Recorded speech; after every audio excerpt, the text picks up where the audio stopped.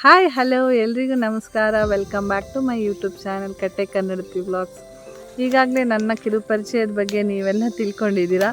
ಹಾಗೆಯೇ ಇವತ್ತಿಂದ ಹೊಸದಾಗಿ ವ್ಲಾಗನ್ನು ಶುರು ಮಾಡ್ತಾ ಇದ್ದೀನಿ. ನನ್ನ ಊರಿಗೆ ಬಂದಿದ್ದೀನಿ, ನನ್ನ ತಂಗಿ ನನ್ನ ಮಕ್ಕಳ ಜೊತೆಗೆ ನಾನು ದೇವಸ್ಥಾನಕ್ಕೆ ಬಂದಿದ್ದೀನಿ. ಸೊ ಇಲ್ಲಿಂದ ವಿಡಿಯೋನ ಶುರು ಮಾಡ್ತಾ ಇದ್ದೀನಿ. ಇಲ್ಲಿ ತನಕ ನಿಮ್ಮ ಸಪೋರ್ಟು ನನ್ನ ಚಾನಲ್ಗೆ ತುಂಬಾ ಸಿಕ್ಕಿದೆ. ಇನ್ನು ಮುಂದೆ ಕೂಡ ಅದೇ ರೀತಿ ನನ್ನ ಚಾನಲ್ಗೆ ಸಪೋರ್ಟ್ ಮಾಡಿ ನಿಮ್ಮ ಅನಿಸಿಕೆನ ಕಮೆಂಟ್ ಮೂಲಕ ತಿಳಿಸಿ ಅಂತ ಕೇಳ್ಕೊತೀನಿ. Thank you. ಹಾಗೂ ಲೈಕ್, ಶೇರ್ ಆ್ಯಂಡ್ ಕಮೆಂಟ್. ಪ್ರತಿ ಸಲ ಊರಿಗೆ ಬಂದಾಗ ದೇವಸ್ಥಾನಕ್ಕೆ ಹೋಗೋದು ರೂಢಿ. ಅದೇ ಥರ ಈ ಸರಿ ಕೂಡ ರಜೆಯಲ್ಲಿ ಊರಿಗೆ ಹೋಗಿದಾಗ ದೇವಸ್ಥಾನಕ್ಕೆ ಹೋಗಿ ಬರೋಣ ಅಂಥೇಳಿ ಹಾಗೆಯೇ ಮೊದಲನೇ ವ್ಲಾಗ್ ಇವತ್ತು ಶುರು ಮಾಡೋದು ಅಂತ ಅಂದ್ಕೊಂಡೆ. ಹಾಗಾಗಿ ದೇವಸ್ಥಾನಕ್ಕೆ ಹೋಗಿ ಒಮ್ಮೆ ಪೂಜೆ ಮಾಡಿಸ್ಕೊಂಡು ಬಂದುಬಿಡೋಣ, ಅಮ್ಮನವ್ರನ್ನ ನೋಡಿಕೊಂಡು ದರ್ಶನ ಮಾಡ್ಕೊಂಡು ಬರೋಣ ಅಂಥೇಳಿ ಬೆಳಗ್ಗೆನೇ ಬೇಗ ರೆಡಿ ಆಗಿಬಿಟ್ಟು ಮಕ್ಕಳು ಮತ್ತು ನಾನು ನನ್ನ ತಂಗಿ 4 ಜನನೂ ಹೊರಟ್ವಿ. ನಾನು ಸಿಂಪಲ್ಲಾಗಿ ರೆಡಿಯಾಗಿ ಸಿಂಪಲ್ ಸೀರೆ ಹಾಕ್ಕೊಂಡಿದ್ದೀನಿ. ಹಾಗೆ ಸಿಂಪಲ್ಲಾಗಿ ರೆಡಿ ಆಗಿಬಿಟ್ಟು ಎಲ್ಲರೂ ಒಟ್ಟಾಗಿ ದೇವಸ್ಥಾನಕ್ಕೆ ಹೋಗಿ ಬಂದ್ವಿ.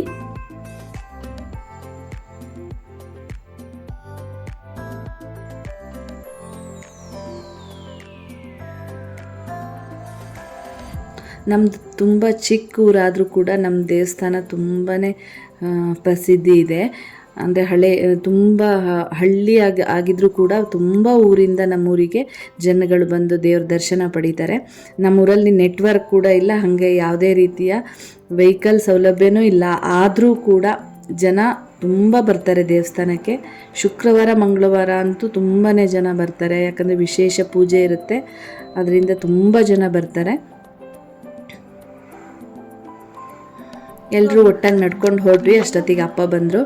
ಮತ್ತು ನಡ್ಕೊಂಡು ಹೋಗೋದು ಬೇಡ ಅಂಥೇಳಿ ನನ್ನ ಸಣ್ಣ ಮಗನ ಮೊದಲು ಬಿಡ್ತೀನಿ ಅಂತೇಳಿ ಅಪ್ಪ ಕರ್ಕೊಂಡು ಹೋದ್ರು. ಏನೋ ಕೆಲಸ ಮಾಡ್ತಾಯಿದ್ರು, ಹಾಗೆ ಬಂದರು. ಇಬ್ಬರಿಬ್ರು ನಡ್ಕೊಂಬರ್ತಾಯಿದ್ರು.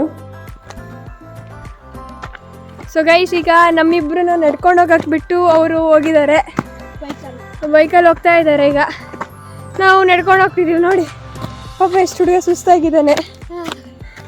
ಇನ್ನು 8ನೇ ಕ್ಲಾಸ್ ಪಾಪ ಹೋಗ್ತಾ ಇದ್ದೀನಿ. ನನ್ನ ದೊಡ್ಡ ಮಗ ಮತ್ತು ನನ್ನ ತಂಗಿ ಇಬ್ಬರು ನಡ್ಕೊಂಡು ಬರ್ತಾ ಅವರೇ ಏನೇನೋ ಮಾತಾಡಿಕೊಂಡು ವ್ಲಾಗ್ ಮಾಡ್ಕೊಂಡು ಬರ್ತಾಯಿದ್ರು.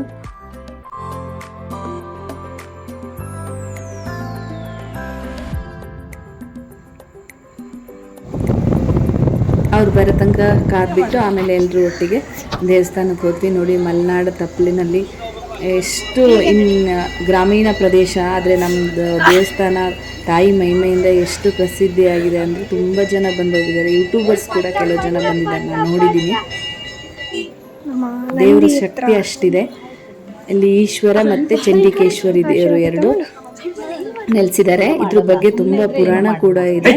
ಅದನ್ನು ನಾನು ಇನ್ನೊಮ್ಮೆ ಯಾವಾಗಾದರೂ ನೀಟಾಗಿ ಅದ್ರ ಬಗ್ಗೆ ಹೇಳ್ತೀನಿ. ಮೊದಲು ನಾವು ಈಶ್ವರನ ದರ್ಶನ ಮಾಡ್ಕೊಂಡ್ವಿ. ಅದೇ ಪದ್ಧತಿ ಇರೋದು. ಫಸ್ಟ್ ಈಶ್ವರನ ದರ್ಶನ ಮಾಡಿಕೊಂಡು ಆಮೇಲೆ ಅಮ್ಮನವ್ರ ದರ್ಶನ ಮಾಡ್ತೀವಿ.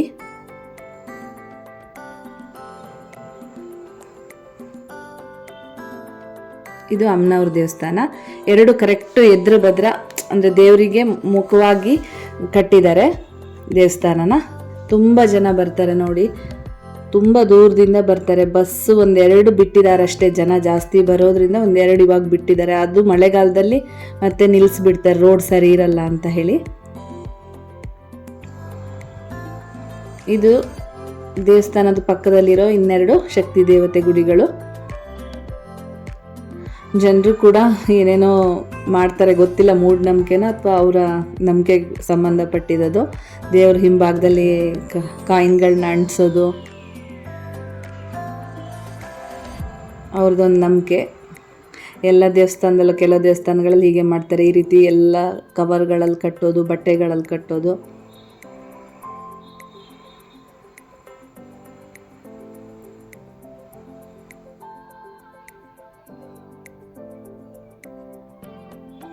ಚಂಡಿಕೇಶ್ವರಿ ಅಕ್ಕಪಕ್ಕದಲ್ಲಿ ರಕ್ತೇಶ್ವರಿ, ಚೌಡೇಶ್ವರಿ ಅಂತ 2 ದೇವತೆಗಳನ್ನು ಕೂರಿಸಿದ್ದಾರೆ. ಅವರು ಗ್ರಾಮ ದೇವತೆಗಳು, ಗ್ರಾಮ ಕಾಯ್ತಾರೆ ಅಂತ.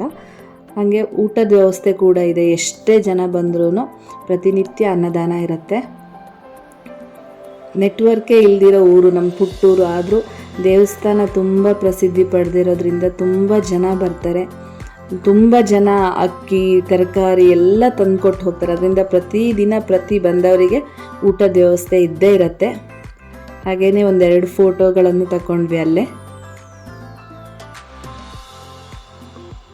ಹಾಗೆ ಪೂಜೆ ಮುಗಿಸ್ಕೊಂಡು ಊಟ ಮಾಡಿಕೊಂಡು ಮನೆ ಕಡೆ ನಡ್ಕೊಂಡು ಹೊರಟ್ವಿ. ಯಾಕಂದರೆ ಫೋನ್ ಇಲ್ಲ ಮತ್ತು ಎಷ್ಟೊತ್ತಾಗತ್ತೆ ಗೊತ್ತಿರಲಿಲ್ಲಲ್ಲ, ಹಾಗಾಗಿ ನಡ್ಕೊಂಡೇ ಬರ್ತೀವಿ.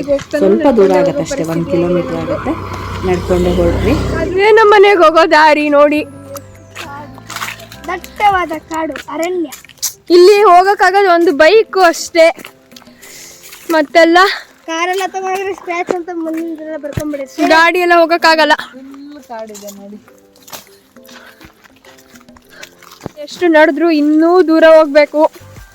ಇಂಥ ದಟ್ಟ ಕಾಡಲ್ಲಿ ನಾವೆಲ್ಲ ಬಾಳ್ವೆ ಮಾಡ್ತಿದ್ದೀವಿ ನೋಡಿ.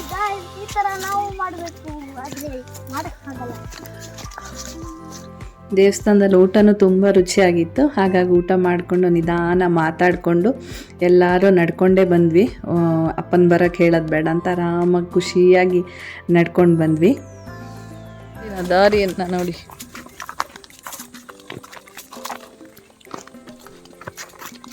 ಊಟ ಆಯ್ತಾ? ಹಾಂ ಹಾಂ. So guys, finally we are at our home. ಇಲ್ಲಿ ನೋಡಿ, ಸಿಟಿಲಿ 100-200ಕ್ಕೆಲ್ಲ ಕೊಂಡ್ಕೊತೀರಾ, ಫ್ರೀ ಮಾವಿನ ಹಣ್ಣು ಇಲ್ಲಿ.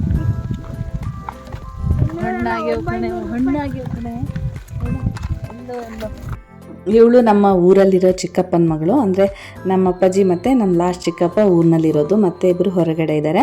ಹಾಗಾಗಿ ನಾವು ಯಾವಾಗಲೂ ಊರಿಗೆ ಹೋಗೋದ್ರಿಂದ ಇವಳ ಜೊತೆ ನಮಗೆ ಜಾಸ್ತಿ ಅಟ್ಯಾಚ್ಮೆಂಟು, ಹಾಗೆ ತುಂಬಾ ಪ್ರೀತಿ ನಮಗೆ ಇವಳಂದರೆ. ಅವಳಿಗೂ ಕೂಡ ಅಷ್ಟೇ, ನಮ್ಮ ಜೊತೆ ಅಷ್ಟೇ ಚೆಂದ ಇರ್ತಾಳೆ. ಮೊದಲೆಲ್ಲ ಎಂಬ್ರಾಯ್ಡ್ರಿ ಮಾಡ್ತಿದ್ದು, ಈಗ ಏನೋ ಲಾಗ್ ಮಾಡೋಣ ಅಂತ ಹೊಸದಾಗಿ ಶುರು ಮಾಡ್ಕೊಂಡಿದ್ದಾಳೆ. ನಿಮ್ಮ ಹೆಲ್ಪ್ ಇರಲೇಬೇಕು ಇವಳ ಜೊತೆ. ಲೈಕ್, ಶೇರ್, ಕಮೆಂಟ್ ಎಲ್ಲ ಮಾಡಿ. ಓಕೆ. ಇವರು ನಮ್ಮನೆ ಸಣ್ಣವರು ಮಾವಿನ ಹಣ್ಣು ತಿಂತಿದ್ದಾರೆ. ಇವನು ಚಿಕ್ಕವನು, ನನ್ನ ತಮ್ಮನ ಮಗ. ಹಾಗೆಯೇ ಇದು ನನ್ನ ಮನೆ, ತುಂಬ ಹಳೆ ಮನೆ. ಇದರಲ್ಲೇ ನಮ್ಮ ಚಿಕ್ಕಪ್ಪ ಮತ್ತು ನಮ್ಮಪ್ಪ ಇರ್ತಾರೆ.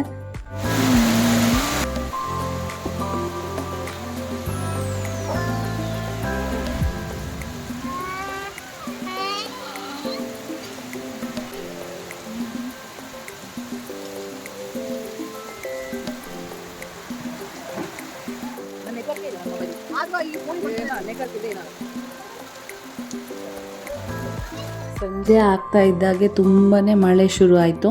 ಮೊದಲೆಲ್ಲ ಮೇ ತಿಂಗಳಿನಲ್ಲಿ ಮಳೆ ಬರ್ತಾ ಇರಲಿಲ್ಲ, ಜೂನಿಂದ ಶುರು ಆಗ್ತಿತ್ತು. ನಮ್ಮ ಮಲೆನಾಡು ಭಾಗದವರಿಗೆ ಈ ಮೇನಲ್ಲೇ ಕೆಲಸ ಜಾಸ್ತಿ ಇರುತ್ತೆ. ತೋಟದ ಕೆಲಸ, ಬೇಸಾಯ ಮಾಡೋದಾಗಿರ್ಬೋದು, ಕಟ್ಟಿಗೆಗಳನ್ನ ಜೋಡಿಸ್ಕೊಳ್ಳೋದಾಗಿರ್ಬೋದು, ಪ್ರತಿಯೊಂದು ಕೆಲಸ ಮೇ ತಿಂಗಳಲ್ಲಿ ಮಾಡಿಟ್ಕೊಂಡ್ಬಿಡ್ತಾರೆ. ಯಾಕಂದರೆ ಜೂನ್ನಲ್ಲಿ ತುಂಬ ಮಳೆ ಬೀಳೋದ್ರಿಂದ ಹೊರಗಡೆ ಏನು ಕೆಲಸ ಕೂಡ ಮಾಡೋಕ್ಕಾಗೋದಿಲ್ಲ. ಅದು ಈ ಸರಿ ಸ್ವಲ್ಪ ತೊಂದರೆ ಆಯಿತು ನಮಗೆಲ್ಲ. ಪ್ರಕೃತಿ ಮಾತೆ ಕೂಡ ಒಂದಲ್ಲ ಒಂದು ರೀತಿಲಿ ಪಾಠ ಕಲಿಸ್ತಾನೆ ಇರ್ತಾಳೆ. ಅದಕ್ಕೆ ಹೊಂದ್ಕೊಂಡು ಹೋಗೋದೇ ಜೀವನ ಅಲ್ವಾ. ಇವತ್ತಿನ ವಿಡಿಯೋನ ಇಲ್ಲಿಗೆ ಮುಗಿಸ್ತಾ ಇದ್ದೀನಿ. ನಿಮಗೆ ನನ್ನ ವಿಡಿಯೋಗಳು ಇಷ್ಟ ಇದ್ದರೆ ದಯವಿಟ್ಟು ನನ್ನ ಚಾನಲ್ನ ಸಬ್ಸ್ಕ್ರೈಬ್ ಮಾಡಿ, ಹಾಗೆಯೇ ಫ್ಯಾಮಿಲಿ ಫ್ರೆಂಡ್ಸ್ಗೆ ಶೇರ್ ಮಾಡಿ. ನಿಮ್ಮೆಲ್ಲರ ಸಪೋರ್ಟಿಗೆ ಮತ್ತೊಮ್ಮೆ ನಾನು ಧನ್ಯವಾದಗಳನ್ನು ತಿಳಿಸ್ತಾ ಇದ್ದೀನಿ.